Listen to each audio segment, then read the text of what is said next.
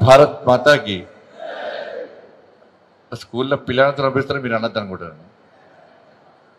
భారత్ మాతాకి, భారత్ మాతాకి జై శ్రీరామ్, జై శ్రీరామ్, జై శ్రీరామ్.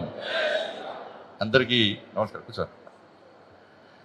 మా కొమరం వస్తే మీకు సిన్సియర్గా ఉంటారు, బాగా డేంజరు. మీరు సిన్సియర్గా ఉంటున్నారు. మొత్తం మీ సమస్యల కోసం శాసనమండలిలో మొత్తం మైకులు ఇట్లు అన్నీ రాబడుతారు గ్యారంటీ. అవునా గౌరవం? అంతే కదా. సమస్యల మీద అవగాహన ఉన్నది బాగా. ఆయన కూడా అన్ని స్కూల్స్ మెయింటైన్ చేస్తుంది కాబట్టి అన్ని సమస్యలు కాకుండా ఏం మాట్లాడాలి, ఎట్లా ప్రశ్నించాలని చెప్పి ఒక ప్రశ్నించే గొంతు. ఈ ప్రశ్నించే గొంతు అంటే డౌట్ వస్తుంది. అన్న కాంగ్రెస్ పార్టీలో ప్రశ్నించే గొంతు అంటున్నాడు. ఎవరు ప్రశ్నిస్తాడు? ఆయన ఎవరు ప్రశ్నించాలి? ప్రశ్నిస్తే తీసుకుపోయి తెల్లారి నోటీస్ ఇస్తారు, తీసుకుపోయి సస్పెండ్ అంటారు. కాబట్టి కరోనా బాగా డేంజరు. మీ సమస్య కోసం పక్కా కొట్టాడుతో దాన్ని ఏం అనుమానం.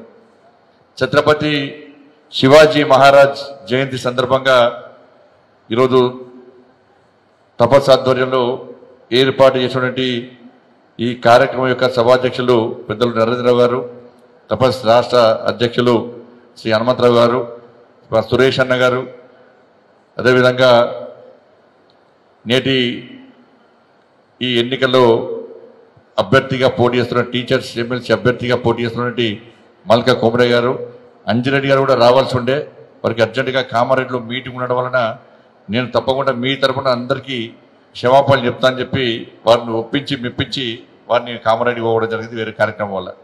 అదేవిధంగా నా పార్లమెంట్ ఎన్నికల్లో నా గెలుపులో ప్రధాన భూమిక పోషించినటువంటి మా అనంతరెడ్డి గారు, అదేవిధంగా వేదికమైనటువంటి వివిధ సంఘాల పెద్దలు, ఇచ్చేటువంటి గౌరవ ఉపాధ్యాయులకు, ఇతర పెద్దలందరూ కూడా హృదయపూర్వక నమస్కారాలు.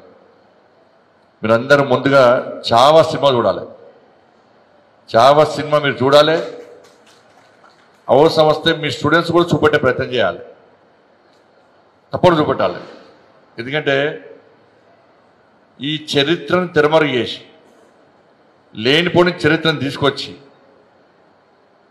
ఇవాళ సమాజం లోపల లేనిపోని అపార్థాలు అనార్థాలు సూచిస్తున్నటువంటి ఈ పాలకులు అనేక కుహన లౌకికవాదుల నుంచి మనం బయటపడాలంటే, సమాజాన్ని రక్షింపబడాలంటే తప్పకుండా ఇలాంటి సినిమాలను ప్రోత్సహించాలి. నిజమైన చరిత్రను సమాజం చెప్పే ప్రయత్నం చేయాలి. అందుకే నూతన జాతీయ విద్యా విధానం తీసుకొస్తే కూడా దురదృష్టవశాత్తు ఈ తెలంగాణ రాష్ట్రంలో అమలు చేయడానికి ప్రభుత్వం ఇంకెక్కడ ఇస్తుందన్న విద్యా వ్యవస్థనే పూర్తిగా చిన్నపిల్లని చేస్తున్నది.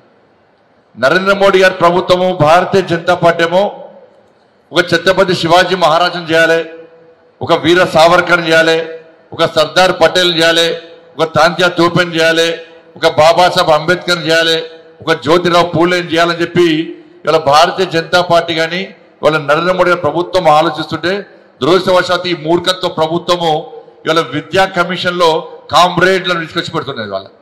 వాళ్ళు ఏం చేస్తారు? ఇవాళ వాళ్ళు ఎవరు కావాలనుకుంటారు? కామ్రేడ్ తుపాకీ గుర్తం ద్వారానే రాజ్యాధికారం వస్తుంది, మేము ఓటు నమ్మము, తుపాకీ గుండునే నమ్ముతామని చెప్పి ఇలా సమాజంలో విద్వేషాలు రగిలించే వ్యక్తులను ఇలా విద్యా సంస్థలు ఇలా విద్యా కమిషన్ చైర్మన్ గా నివరిస్తే సమాజం ఏ విధంగా ముందుకు పోతే ఒక తలవించండి. వాళ్ళు ఎవరు కావాలని కోరుకుంటారు? సమాజంలో విద్యార్థులను ఏ విధంగా తయారని కోరుకుంటారు?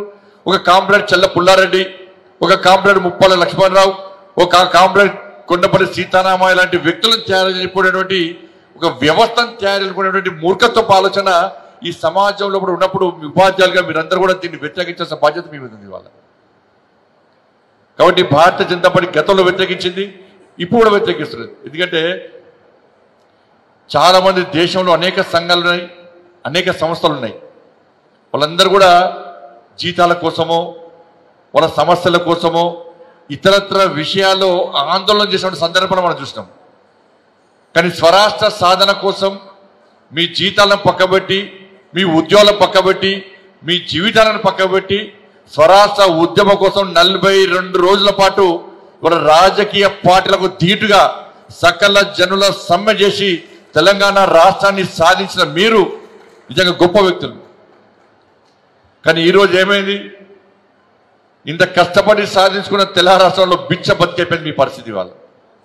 ఇవాళ ఏదో సామెత ఉన్నది, సముద్రాన్ని ఈది వచ్చినోడు మురికి కుంటలు కూడా చచ్చిపోయినాడ. అటువంటి పరిస్థితి ఇవాళ మీదకి వచ్చింది. ఇవాళ మీరు డిఏల కోసం అడుకోవాల్సిన పరిస్థితి, మీ పెన్షన్ల కోసం అడుకోవాల్సిన పరిస్థితి, జీత భత్యాల కోసం అడుకోవాల్సిన పరిస్థితి వచ్చిందంటే వాళ్ళు తెలంగాణ రాష్ట్రాన్ని ఎందుకు సాధించినం రా అని ఆలోచించే పరిస్థితి వచ్చిందంటే దీనికి ప్రధాన కారణం రెండే పార్టీలు, గతంలో ఉన్న బీఆర్ఎస్ పార్టీ, ఇప్పుడున్న కాంగ్రెస్ పార్టీ. ఇవాళ డిఎల్ఏ 5 డిఎల్ఏ ఇవాళ కేంద్ర ప్రభుత్వంతో సమానంగా డిఎల్ చేస్తుంది. కేంద్ర ప్రభుత్వం యథావిధిగా డిఎల్ ఇస్తున్నది. ఇలా 5 డిఎల్ పెండింగ్ ఉన్నది. 2023 నుంచి పిఆర్సీ పెండింగ్ ఉన్నది. పిఆర్సీ కమిటీ ఉందా లేదా తెలియదు. ఇలా మీటింగ్ అవుతుందా అవుతలేదా తెలియదు. దాని గురించి లాపత్తా లేకుండా అయిపోయింది. ఇవాళ జీపీఎఫ్ లేకుండా అయిపోయింది. గ్రాడ్యుయేటీ పెన్షన్ లేకుండా అయిపోయింది. ఇవాళ మెడికల్ బిల్స్ పెండింగే ఉన్నాయి. ఇవాళ ఏమి లేకుండా ఇవాళ అన్ని బిల్స్ అన్ని పెండింగ్ పెట్టి ఇవాళ మీ వాళ్ళు ఏ విధంగా హరికి ఓస పెడుతుందో ఒక్కసారి ఆలోచించండి. ఇవాళ ఇవన్నీ బిల్స్ పేమెంట్ చేయాలంటే తెలంగాణ రాష్ట్ర ప్రభుత్వం కాంగ్రెస్ పార్టీ ప్రభుత్వం దగ్గర ఇలా ఎంత బకాయిలు ఉన్నాయంటే 8,200 కోట్లు చెల్లించాలి ఈ బిల్స్ పేమెంట్ చేయడానికి. ఇక్కడనే పైసలు గతంలో కేసీఆర్ గదే చేసాడు. కేసీఆర్ గిట్నే జీతాలే. మీకు ఇలా భారతీయ జనతా పార్టీ చేపట్ట పోరాటం మామూలు విషయం కాదన్న. మీకు అర్థమవుతుందా అన్న? రిసౌండ్ వస్తుందా? అర్థమవుతుందా? ఇలా భారతీయ జనతా పార్టీ చేసే పోరాటం మామూలు పోరాటం కాదు. ఎప్పుడు చెప్పుకోలేము మేము.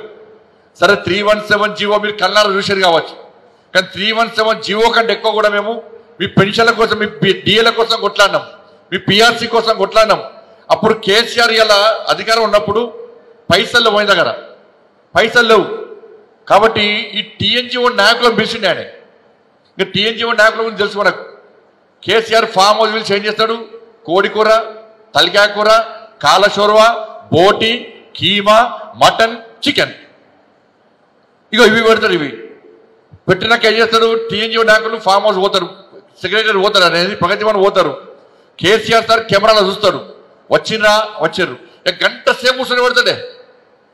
ఈ టీఎన్జిఓ నాయకులు ప్రగతి భవన్ పోయిందంటే టీవీలలో బ్రేకింగ్, చర్చలు ప్రారంభమైనాయి అని చెప్పి టీవీలో బ్రేకింగ్ వస్తుంది. అలా చర్చలు ప్రారంభం కావాలా? పోయి గంట సేపు కూర్చుంటారు. కూర్చున్నాక కేసీఆర్ ఏం చేస్తాడు? వాళ్ళు తిండి పెట్టురా అంటాడు. మొత్తం పొట్టు తింటారు వీళ్ళు. తినేసరికి మళ్ళీ 1 గంట. టీవీలలో ఏమవుతుంది? 2 గంటల నుంచి చర్చలు జరుగుతూనే ఉండి అంటారు. ఇక కేసీఆర్ సార్ బయటికి వస్తాడు. బయటకు వస్తాక ఏమంటారు తెలుసా అన్న? నీ టీఏలు గీయలు బియ్యలు ఏముండయి. చికెన్ కూర మంచిగుందా? కాలశోర మంచిగుందా? మీకోసమే చేయించిన అన్న, జాగ్రత్తగా ఉండండి అని పీక్తారు కూడా పీక్తారు. ఇక బయటకు వస్తున్న నాయకులు ఏమంటారు? చర్చలు సఫలం, మనకు డిఏలు వస్తాయి, మనకు టీఏలు వస్తాయి, మనకు పెన్షన్లు వస్తాయి, అన్నీ వస్తాయి, మీరు ఓటేయండి. ఇక బీజేపీ మన బీఆర్ఎస్ ఓటేయని చెప్పంటారు. కథం మీరు అందరూ బండ కూడా ఓడేస్తారు కదా కదా అయిపోయి. ఏ ఒక్క సమస్య 10 సంవత్సరాల కేసీఆర్ పాలనలో ఏ ఒక్క సమస్య పరిష్కారం అయిందా? మీకు కాలే. అప్పుడు ఏం చేసిండు? టీఎన్జిఓ నాయకులను బెదిరించిండు కేసీఆర్.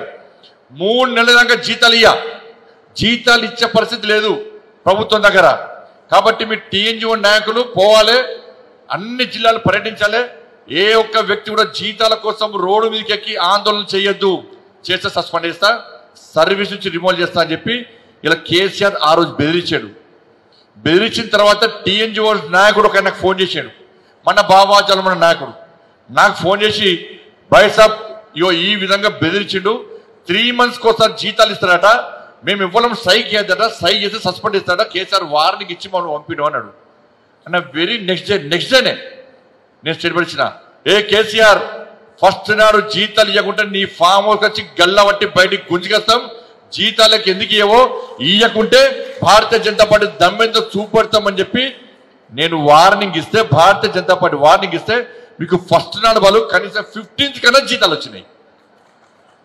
మీరు ఈ కేసీఆర్ పాలనలో మీరు చూడండి, నన్ను పాదయాత్ర చేసినప్పుడల్లా ఇలా డేట్ ఎంత? 15th. కేసీఆర్ జీతాలు ఇస్తావయ్యావా అంటే జీతాలు వస్తుండే. మేము డిమాండ్ చేస్తే తప్ప జీతాలు రాలే మీకు. ఇలా మేము డిమాండ్ చేయకుంటే 3 months కోసం జీతాలు వస్తుండే. కొట్లాడింది మేమన్నాను.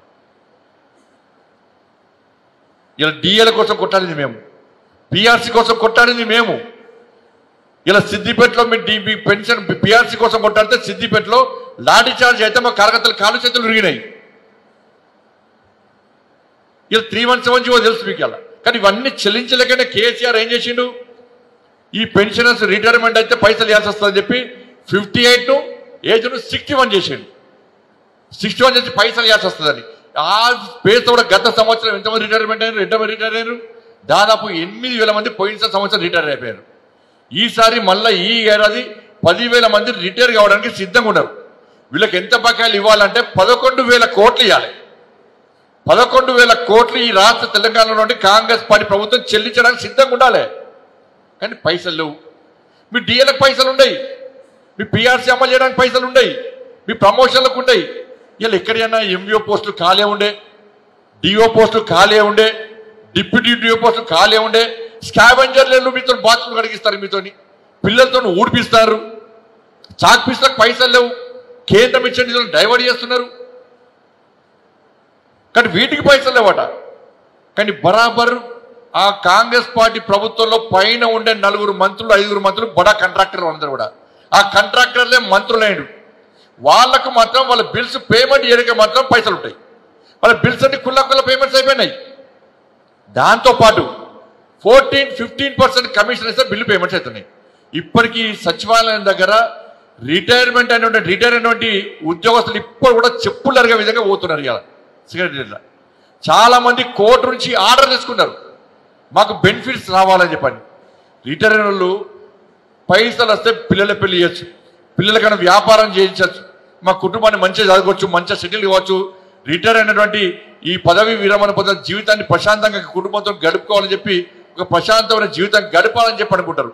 కానీ ఇలా టెన్షన్లతో ఇబ్బంది పడి ఇలా ఆసుపత్రిలో పాలయ్యే పరిస్థితి వచ్చింది. పోనీ ఆసుపత్రిలో పాలైతే అరే ట్రీట్మెంట్ మెడికల్ బిల్స్ అంటే అవి కూడా పెండింగ్. ఇన్ని సమస్యలతో ఇవాళ ఈ తెలంగాణ రాష్ట్రంలో ఉపాధ్యాయ ఉద్యోగ వర్గాలు ఇబ్బంది పడుతుంటే వీటి గురించి ప్రశ్నించే పార్టీ ఎవరున్నారంటే కేవలం భారతీయ జనతా పార్టీ మాత్రమే ప్రశ్నిస్తున్నది. వాళ్ళ ఇలా 317 జీవో తెలుసారా మీకు? ఇప్పటికీ ఆ రోజు తపస్సు వచ్చింది. తపస్సు ఉపాధ్యాయులు మాతో పాటు వస్తే నేనే బయటికి పంపిన. ఇది మూర్ఖత్వ ప్రభుత్వం, మీ పేపర్లో ఫోటోలు వస్తే వీడియోలు వస్తే మిమ్మల్ని సస్పెండ్ చేస్తారు, మీరు పోండి అన్న కూడా తపస్సు ఉపాధ్యాయులు మాతో పాటు ఉన్నారు తప్ప పోలే. మాతో పాటు పోలీస్ స్టేషన్కు మాస్కులు పెట్టుకొని వచ్చారు. కానీ ఏ ఉపాధ్యాయ సంఘం రాలే అన్నాడు. ఇప్పటికీ మా కార్యకర్తల అరుపులు కేకలు ఇప్పటికీ చెవులలో నిమడతాయని నాకు 4 మహిళా కార్యకర్తల కాల్చితులు వినాయి అన్న. 8 మంది భారతీయ జనతా పార్టీ కార్యకర్తలకు సెప్టిక్ అయిందన్న. రంపంతో కోసే ప్రయత్నం చేశారు. ఆ రాత్రి కేసీఆర్ మీరు మమ్మల్ని అడిగినారు, మాకు ఉపాధ్యాయ సంఘం తపస్సున్నది, కానీ మనం ఏ ఉపాధ్యాయ సంఘం అడగలే, ఏ ఉపాధ్యాయులు మా కోసం ఫైట్ చేయమనలే. కానీ 317 జీవో వల్ల చెట్టుకోరు పుట్టగలుగుతారు, భార్య కూడా భర్త కూడా పిల్లల కూడా తల్లిదండ్రులు కూడా ఉన్నారు. కాబట్టి అది బాధపడి ఆవేదన చెంది 80% కేసీఆర్ మెడలు వంచాలి, ఈ జీవో తీసుకుపోయి చిత్తపుట్ట పడాలి, సవరింపజే విధంగా ఒత్తిడి తీసుకురావాలని చెప్పి ఇలా మేము ఒత్తిడి తీసుకొచ్చే ప్రయత్నం చేస్తాం. ఏం జరిగింది ఆ రోజు? మేము దీక్ష ప్రారంభించే ప్రయత్నం చేస్తే కేసీఆర్ రాత్రి ఫుల్ మందు దాగి ఏం చెప్పిండు, సిపికి ఫోన్ చేసి, బిడ్డ నువ్వు వెంటనే బండి సంజయ్ దీక్ష చేస్తున్న ఆఫీస్ను జేసీబీతో కూల్చేయాలి, జేసీబీతో కూల్చేయాలి వెంటనే. అంటే వాళ్ళ జేసీబీతో కూల్చే బిడ్డ నీ సంగతి చూస్తామంటే ఇలా పోలీసులు ఏం చేశారు? ఆ రోజు రంపం బట్టి మిషన్ కట్టర్ మిషన్ బట్టి నా ఆఫీస్ మొత్తం బద్దలు కొట్టారు. ఫైర్ ఇంజన్ పైపు ప్రెషర్ ఎట్లుంటుందో మీకు తెలుసు. నా విండోస్లోకి వెళ్ళి పైపు ప్రెషర్ కొడితే కార్యకర్తలు లబోదిబోని మొత్తుకుంటే వాళ్ళ ఆ ప్రెషర్కు గోడలకు వాళ్ళు పోయి తలిగిరి. వాళ్ళ గ్లాసులు వలితే కింద గ్లాసులు గుచ్చుకుంటే రెక్కలు బట్టి గుంచుకపోయిన చాలా మంది కార్యకర్తలకు సెప్టిక్ అయింది. 4 కార్యకర్తలు 4 months పాటు 4 నెలల పాటు బెడ్ రెస్ట్ తీసుకున్నారు, సెప్టిక్ అయి. ఇలా పిఆర్టీ వచ్చిందానా, డిటిఎఫ్ వచ్చిందానా, ఎస్టీ వచ్చిందానా, ఏ సంఘం వచ్చిందన్నా? ఇప్పుడు పోటీ చేస్తున్న నాయకులు ఎప్పుడు ఎటుపోయినప్పుడు ఆ రోజు ఇలా మేము ఉపాధ్యాయ సంఘం నాయకులము, ఉపాధ్యాయ సంఘం నాయకులకే ఓట్లేయాలి, మీ సమస్యల కోసం కొట్టాడుతుంటే గెలిచిన వాళ్ళు తీసుకుపోయి అధికార పార్టీకి గంప కింద గంపుతుంది. మళ్ళీ గెలిచిన వాళ్ళందరూ కూడా పోయేది కాంగ్రెస్ పార్టీకే. ఎందుకు పోతున్నారు అంటే నేను సమస్యలు పరిష్కరించుకొని పోతున్నామని చెప్పి ఒక కుంటి సమాధానం చెప్తారు. ఇలా 7 సంఘాలు 317 చెప్పి సంఘాలు 7 మాకేమవసరమన్నా మాకు కొట్లాడడానికి? మేము ఉపాధ్యాయులమా? మాకు ఉపాధ్యాయ సంఘం ఉందా? మన ఉపాధ్యాయులు అడిగినరా? కానీ ఒక బాధ్యతాయుత పార్టీ కాబట్టి ఆ రోజు 317 కొట్లాడుతుంటే ఇలా ఆ యుద్ధం మర్చిపోలేదన్న రోజు. ఒక రాష్ట్ర అధ్యక్షుడిగా ఎంపీగా ఉన్న నేనే 4 రోజుల పాటు జైలుకు పోయినా అంటే ఇలా మీకోసం కొట్లాడే పార్టీ ఏదో ఒక్కసారి ఆలోచించండి. వాళ్ళ ఇంత కొట్లాడితే, ఇంత మీకోసం కొట్లాడితే ఇలా కరీంనగర్ తప్ప తెలంగాణ రాష్ట్రంలో ఉద్యోగులు ఉపాధ్యాయులు ఎవరు కోటేసారు? అసెంబ్లీ ఎన్నికల్లో కాంగ్రెస్ పార్టీ కోటేశారు. ఇలా అడిగిరండి మా కార్యకర్తలు. ఇప్పటికీ కార్యకర్తలు అడుగుతున్నారు మా కార్యకర్తలు, అన్నా మనము ఉద్యోగులు ఉపాధ్యాయుల కోసం 317 జీవో వ్యతిరేకంగా కొట్లాడి జైలుకు పోయినామన్నా, లాఠీ దెబ్బలు తిన్నాం, కాళ్ళు చేతులు విరగొట్టుకున్నాం, కాళ్ళు సెప్టిక్ అయినాయి, 4 months పాటు బెటర్స్ తీసుకున్నాం, సస్తమా బతుకుతామా తెలియదు. ఆ పైపుల ప్రెషర్తో లబో దిబో అమ్మ నాన్నను మొత్తుకున్నామన్నా. కానీ ఆ రోజు మా భార్య పిల్లలు కనవాలే, మా కుటుంబాలు కనవాలే, మా కుటుంబాలు పక్కబడి సస్తమని తెలిసి కూడా 317 జీవోను రద్దు చేయాల్సిందని కొట్లాడినామన్నా మనం. కానీ ఏమైందన్నా కొట్లాడితే ఇదే ఉద్యోగులు ఉపాధ్యాయులపై కాంగ్రెస్ పార్టీ ఓటేసారన్నా. ఎందుకు కొట్లాడాలన్నా మనం వాళ్ళ కోసం? ఎందుకు యుద్ధం చేయాలన్నా? ఎందుకు మన జీవితాలను ఖరాబ్ చేసుకోవాలన్నా? మా మీద రౌడీ షోడ్ ఓపెన్ చేసిరన్న ఆ రోజు. దేనికోసం కొట్టాలని చెప్పి మా కార్యకర్తలు ప్రశ్నిస్తే ఏమి సమాధానం చెప్పాలో ఇలా తెలంగాణ రాష్ట్రంలోని ఉపాధ్యాయ ఉద్యోగ వర్గాలు ఒక్కసారి గుండె మీద చేసుకుని ఆత్మవిమర్శ చేసుకోవాలన్నా. ప్రశ్నిస్తున్నాను, ఇప్పటికీ ప్రశ్నిస్తున్నానా? ఇలా మా కార్యకర్తలు ఎన్నికల్లో ప్రచారం చేయమంటే అన్న ప్రచారం చేస్తాం. కనీసం ఇప్పుడన్నా ఈ ఉపాధ్యాయ ఉద్యోగ వర్గాలకు 317 జీవో సందర్భంగా మనం చేసిన యుద్ధం, మన పడ్డ బాధలు, మన పీద పడ్డ లాఠీ దెబ్బలు, మనకు కాళ్ళకు కుచ్చిన సీస వక్కలు, ఫైర్ ఇంజన్ ప్రెషర్తో కొట్ట గోడకు తగిన మా గుండె మీద పడ్డటువంటి ఆ గాయాలు కనీసం ఈ ఎన్నికల సందర్భంలోనైనా కనీసం వినబడతాయా అన్న? మన అరుపులు వినబడతాయా? మన గాయాలు కనబడతాయా అని చెప్పి ఇప్పటికీ మా కార్యకర్తలు ప్రశ్నిస్తున్నారన్న. ఒక్కసారి ఆలోచించండి మీరు. ఇవాళ మీకోసం కొట్లాడిన పార్టీ ఏది? మీకోసం జీవితాలను నాశనం చేసుకున్న పార్టీ ఏది? ఏ కార్యకర్తలు మీకోసం కొట్లాడినరో? 317 జీవన్ మీ బాధను మా బాధగా భావించి ఎవరు కొట్లాడినరో ఒక్కసారి తెలంగాణలో అన్ని ఉపాధ్యాయ సంఘాలకు విజ్ఞప్తి చేస్తున్నా. మీరు PRTయా, మీరు STయా, మీరు DTF ఎవరన్నా కానీ సంఘాల నాయకులను నమ్మకండి. మీరు ఆ సంఘాల నాయకులను, ఆ సంఘాల నాయకులు కేవలం ప్రభుత్వానికి కొమ్ము కాస్తారు తప్ప ప్రభుత్వాన్ని ప్రశ్నించే స్థితిలో ఇలా సంఘాల నాయకులు లేరన్న విషయాన్ని ఇలా ఆ ఉపాధ్యాయ సంఘాలు ఆలోచించాలి. ఉపాధ్యాయులు ఆలోచించాలి. ఈ ఎన్నికల్లో మీరు ఒక్కసారి 317 జీవోను గుర్తించి, మా కార్యకర్తల యొక్క కష్టాలను గుర్తించి, మా కార్యకర్తలు పడ్డ బాధలను గుర్తించి ఇలా భారతీయ జనతా పార్టీ అభ్యర్థి మల్క కోమరి గారికి ఓటేసి గెలిపించే ప్రయత్నం చేయండి. ఇది మీరు మాకు ఇచ్చే గిఫ్ట్ అన్న. ఉపాధ్యాయులు మాకిచ్చే బహుమతి. ఇవాళ మీరు మా అభ్యర్థిని గెలిపిస్తే ఇలా రాబోయే రోజుల్లో మా కార్యకర్తలు విశ్వాసం పెరుగుతుంది, ఒక నమ్మకం వస్తుంది, ఒక భరోసా వస్తుంది. ఎస్, మన ఉపాధ్యాయుల కోసం కొట్టాడితే ఉపాధ్యాయులు మాకు భరోసా కల్పించరు, విశ్వాసంగా మాకు ఓటేసిరు, మన అభ్యర్థిని గెలిపించరు అని చెప్పి ఒక విశ్వాసం ఏర్పడితే ఇంకా కొట్లాడే అవకాశం ఉంటుంది. అట్లా అవకాశం ఒక్కసారి ఇవ్వండి. ఇది మూర్ఖత్వ పార్టీ, ఇది ప్రభుత్వం, ఇది మూర్ఖత్వ ప్రభుత్వం. ఇది ఇలా సంవత్సరం లోపల అన్ని అమలు చేస్తామన్నారు. ఏం అమలు చేసినా 6 గ్యారెంటీలు అన్నారు. 6 గ్యారెంటీలు అతికెట్కినాయి. ఇలా BRS కాంగ్రెస్ ఇద్దరు ఒకటే అన్న, ఇద్దరు ఒకటే. ఇలా కాళేశ్వరం కేసు అన్నారు, గత మాయం. కేసీఆర్ ఢిల్లీ వెళ్ళి కాంప్రమైజ్ అయ్యాడు. ఏమైందన్న కాళేశ్వరం కేసు మాయమైంది. డ్రగ్స్ కేసు ఇగో అరెస్ట్ అగరెస్ట్, డ్రగ్స్ కేసు మాయమైంది. ఫామ్ హౌస్ కేసు మాయమైంది. ఫోన్ ట్యాపింగ్ కేసు మాయమైంది. ఈ ఫార్ములా కాంగ్రెస్ కేసు మాయమైంది. ఇవన్నీ కేసులు ఎందుకు పెడతలేరు అంటే ఇవాళ కేసీఆర్ ఢిల్లీలో కాంగ్రెస్ పార్టీ నాయకులు కుమ్మకైంది కాబట్టి మీరు మా మీద కేసులు పెట్టకండి, ఎమ్మెల్సీ ఎన్నికల్లో మేము పోటీ చేయము, కాంగ్రెస్ కోసం పోటీ చేయమని చెప్పి కేసీఆర్ మాట ఇచ్చింది కాబట్టే ఇలా BRS ఎన్నికల్లో పోటీ చేస్తలేదు, కాంగ్రెస్ పార్టీకి పరోక్షంగా ప్రత్యేకంగా సహకరిస్తున్నది. వాళ్ళ ఇద్దరి మధ్య కాంప్రమైజ్ పాలిటిక్స్. ఇలా 6 గ్యారెంటీలు అన్నారు.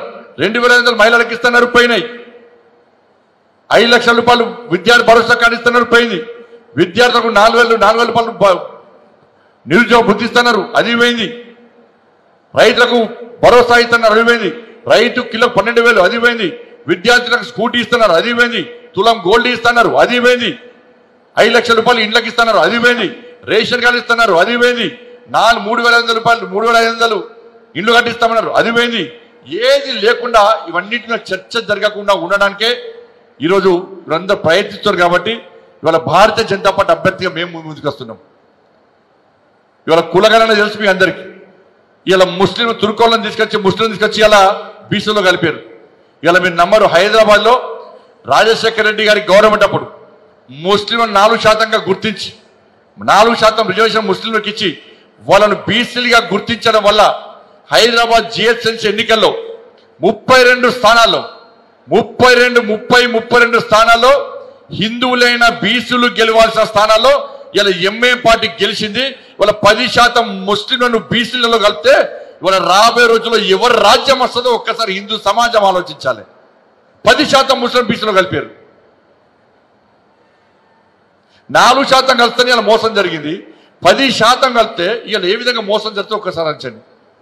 ఇలా 42% ఇలా ప్రభుత్వ లెక్కలే ఇలా బ్రహ్మాండ బయటపడుతున్నాయి. వాళ్ళ బీసీ కులగణన తర్వాత ఈ కులగణన తర్వాత బీఆర్ఎస్ కాంగ్రెస్ పార్టీ ప్రభుత్వము ఈ తెలంగాణ రాష్ట్రంలో జనాభా ఎంత అంటే 3,74,00,000 అని చెప్పి ప్రభుత్వం ప్రకటించింది. 3,74,00,000 జనాభా అని ప్రకటించింది. కానీ ఇదే ప్రభుత్వం ఆధార్ కార్డులు ఎంతమంది తీసుకున్నారు తెలంగాణ రాష్ట్రంలో అంటే 3,95,00,000. అరే 3,90,00,000 ఆధార్ కార్డులు తీసుకున్నప్పుడు జనాభా అంతకంటే ఎక్కువ అవుతుంది. కానీ మరి 3,74,00,000 జనాభా ఎట్లయితుందో ప్రభుత్వం సమాధానం లేదు. ఎలక్షన్ కమిషన్ 3,34,00,000 మంది ఓటర్స్ ఉన్నారన్నారు. ఆ రేషియో ప్రకారం 4,30,00,000 మంది జనాభా ఉండాలి. ఆధార్ కార్డుల రేషియో ప్రకారం కానీ ఎన్నికల కమిషన్ రేషియో ప్రకారం 4,30,00,000 జనాభా ఉండాల్సి ఉంటే ఇలా 3,70,00,000 జనాభాను మాత్రమే ప్రభుత్వం ప్రకటిస్తున్నది. మరి ఇంకా 60,00,000 మంది ఏడవేరు. సర్వేలో ఎందుకు బయటకు 60,00,000 మంది? ఇలా 42% బీసీలకు రిజర్వేషన్ ఇస్తామన్నారు. 10% ఆల్రెడీ ముస్లింలకు కలిపారు. ఇంతకుముందు బీసీలకు ఇచ్చిందంతా 23%, 10% కలిపితే 32% అవుతుంది. ఇలా కానీ 42% అని చెప్తారు.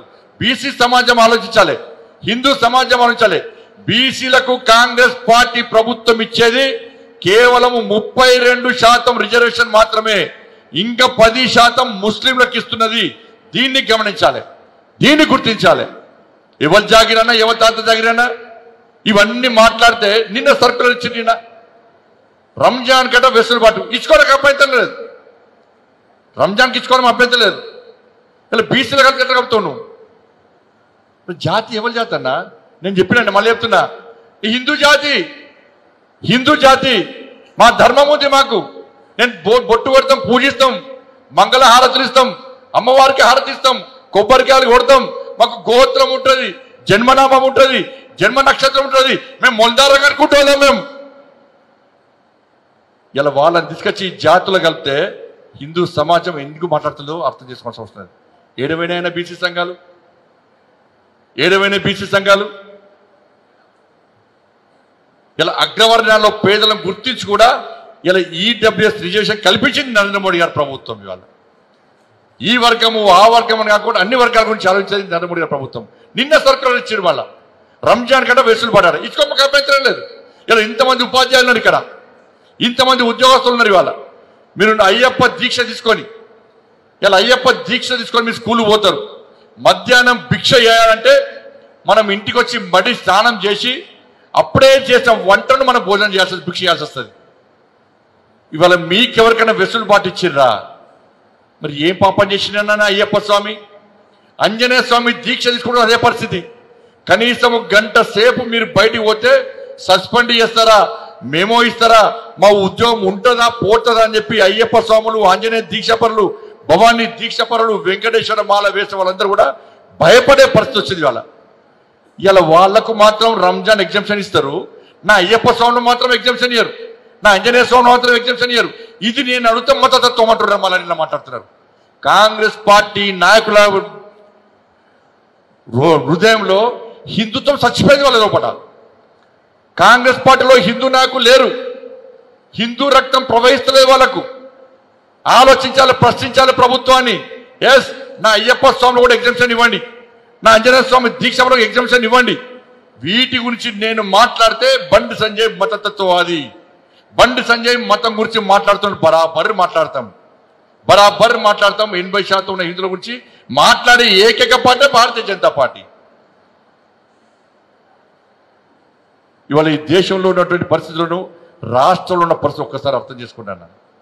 ఈ ప్రభుత్వము ఇవాళ ఏమి కూడా మీకు సహకరించే పరిస్థితులు లేదు. పూర్తిగా అవినీతిమయమైంది ప్రభుత్వం. అవినీతిమైన పూర్తిగా ప్రభుత్వం. ఇలా 15% కమిషన్ల కోసం కక్కుర్తిపడి ఇవాళ కనీసం మీ సమస్యల గురించి మాట్లాడే పరిస్థితి ఇవాళ ప్రభుత్వం దగ్గర లేదు. కానీ ప్రశ్నించేటువంటి పార్టీ భారతీయ జనతా పార్టీ. ఈ సమస్య కానీ రైతుల కోసం కొట్లాడింది మేమే, నిరుద్యోగ సమస్య మీద కొట్లాడింది మేమే, నిరుద్యోగం మార్పు చేసింది మేము, నిరుద్యోగం చచ్చిపోతే పాడలు మోసింది మేము, రైతు సమస్యలను కొట్లాడింది మేము, మహిళా సమస్యలు కొట్లాడింది మేము, విద్యార్థి సమస్యలు కొట్లాడింది మేము, ఉద్యోగ ఉపాధ్యాయ సమస్యలు కొట్లాడింది మేము. ఇంత కొట్లాడితే కనీసం ఇలా ఎక్కడ కూడా మమ్మల్ని ఇన్ని రోజులు మనం ప్రోత్సహించే ప్రయత్నం ఏ వర్గం చేయలే అన్న. ఇది ఒక మంచి అవకాశం. ఈ ఎమ్మెల్సీ ఎన్నికల్లో మాలాంటి పార్టీని భారతీయ జనతా పార్టీ భారతీయ భావాజాలు ఉన్నటువంటి హిందూ భావాజాలు ఉన్నటువంటి ఒక క్రమశిక్షణ గల పార్టీ ఇలా భారతీయ జనతా పార్టీ అభ్యర్థులుగా పోటీ చేస్తున్న మా కుమ్రే గారిని మా అంజిరెడ్డి గారిని గెలిపిస్తే, అక్కడ సర్వోత్తమ్ రెడ్డి గారిని గెలిపిస్తే ఇలా మా కార్యకర్తలకు కానీ ఈ తెలంగాణ సమాజానికి ఒక భరోసా ఇచ్చిన వారిగా మీరు మిగిలిపోతారు. ఇది తెలంగాణ సమాజం పేదలంతా ఆలోచిస్తున్నారు. మేము మోసపోయినాం, కాంగ్రెస్ పార్టీ 100 రోజుల్లో హామీలు నెరవేరుస్తుంటే మేము ఓటేస్తాం. కాంగ్రెస్ పార్టీ మోసపూరితమైన విధానం చూసి మేము మోసపోయినాం, మాకు ఓటేసే అవకాశం లేదని చెప్పి తెలంగాణ సమాజం ఆలోచిస్తున్నది.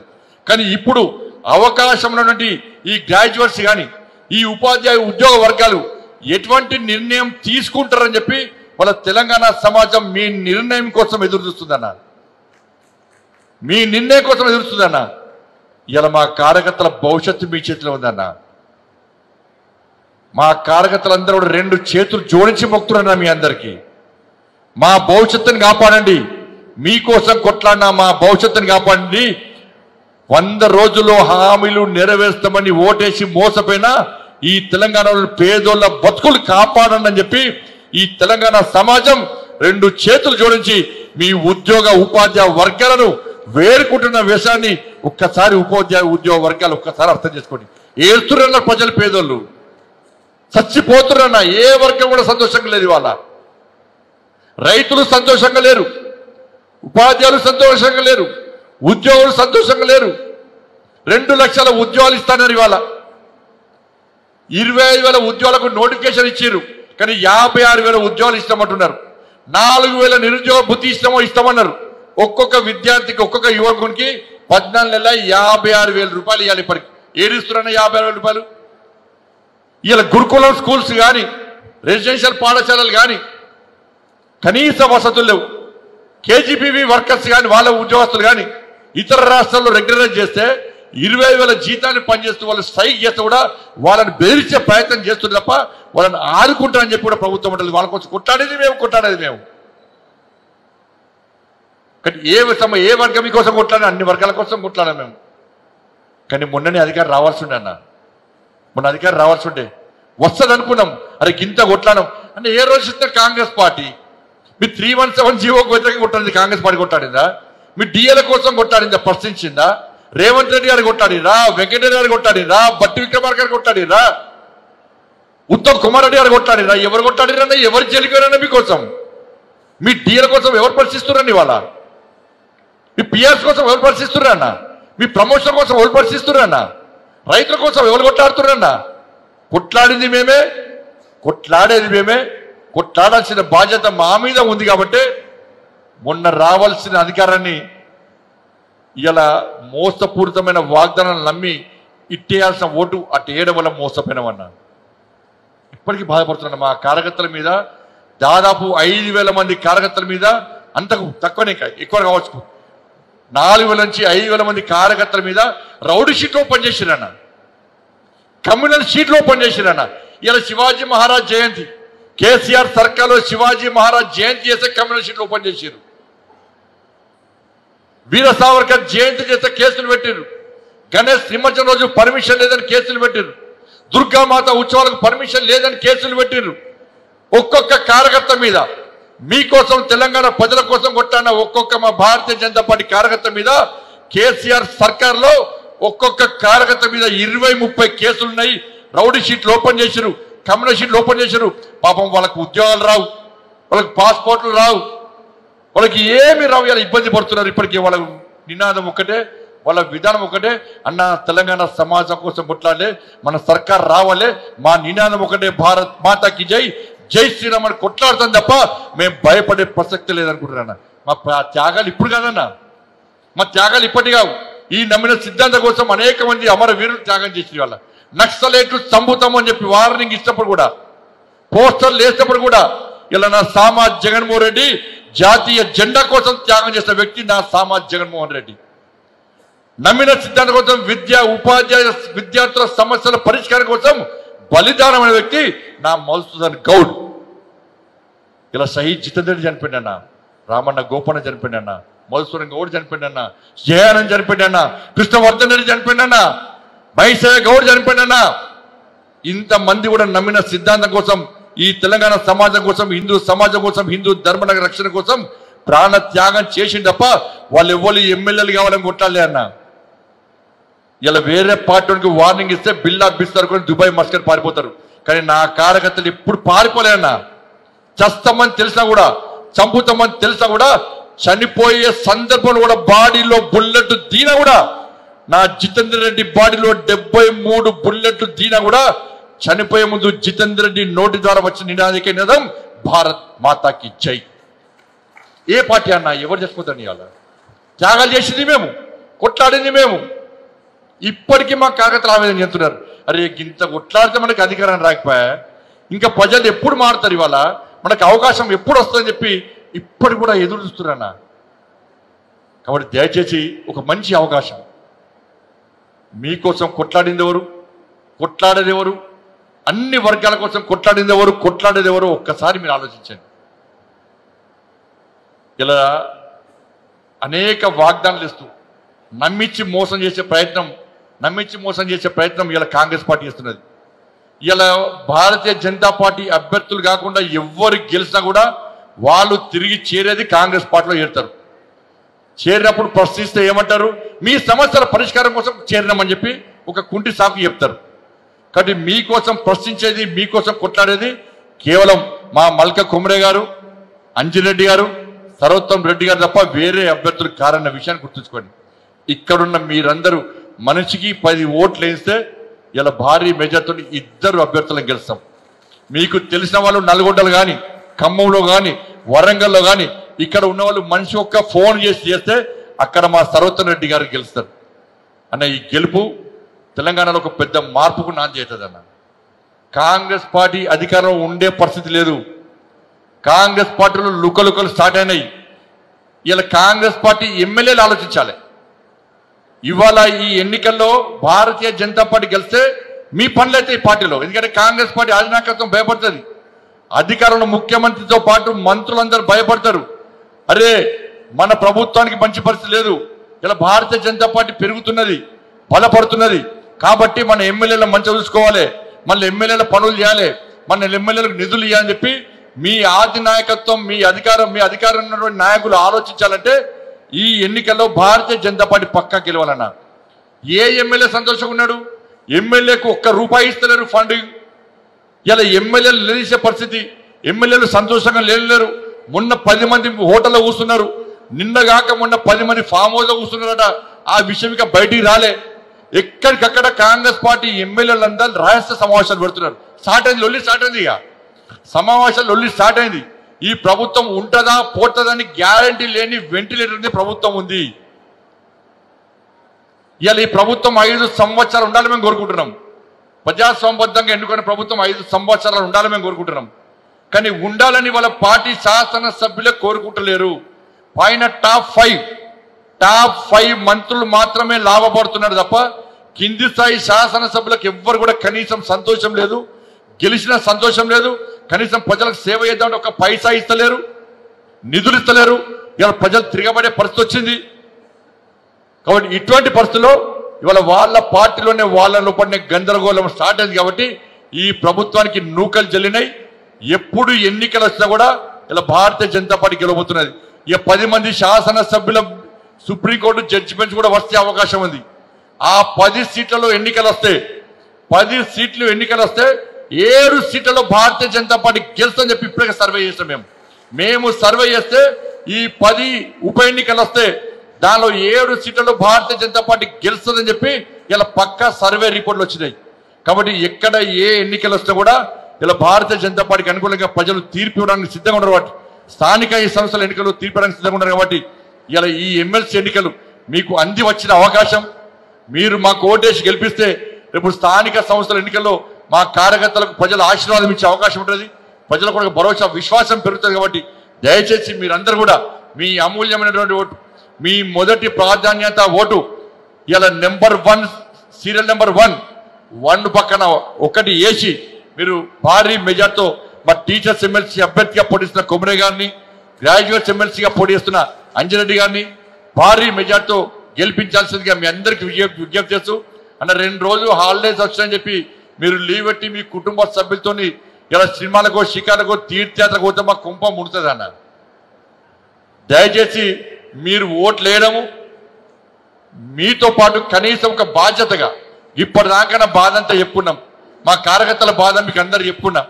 కాబట్టి మా కార్యకర్తల బాధ, మా బాధ చూసి మీరు చేయాల్సింది కనీసం మనిషి ఒక 5 ఓట్లు వేయించే ప్రయత్నం చేయండి. మీ తరపున ఒక 5 ఓట్లు ఉదయం మంచిగా తయారైపోయి ఉదయమే పోయి క్యూలో నిలబడి ఓట్లు వేయించే ప్రయత్నం చేయండి. ఆ క్యూలో నిలబడే పద్ధతి చూస్తే ఇలా ఈ కాంగ్రెస్ పార్టీ ప్రభుత్వానికి గజగజ వణకాలి. కానీ భారీ మెజార్టీతో గెలిపించే ప్రయత్నం చేయండి. ప్రలోభాలకు లొంగకండి, దొంగ హామీలకు లొంగకండి. ఈ ప్రభుత్వాన్ని నిలదీయాలంటే, ఈ ప్రభుత్వాన్ని ప్రశ్నించాలంటే ప్రభుత్వానికి వ్యతిరేకంగా పోటీ చేసే ఏకైక పార్టీ భారతీయ జనతా పార్టీ.